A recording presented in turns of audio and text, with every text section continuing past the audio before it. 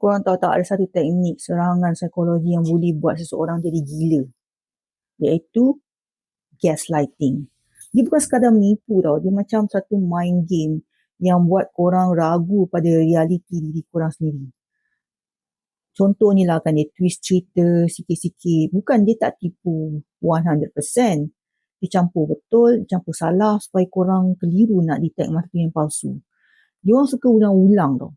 Lama-lama keyakinan dia mengatasi ingatan korang. Walaupun korang yang betul sebenarnya.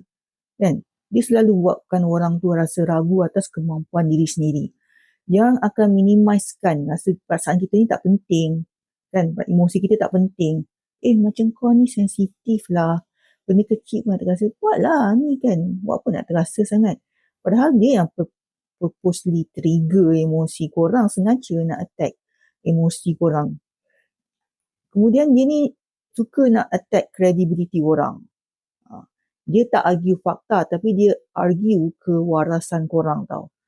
Kau ingat salah kot. Aku rasa kau yang salah faham. You sure ke benda ni jadi macam tu lah.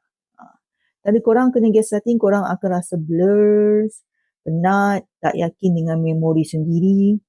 Korang asyik double check diri sendiri. Bukan nak double check dia kan. Korang minta maaf.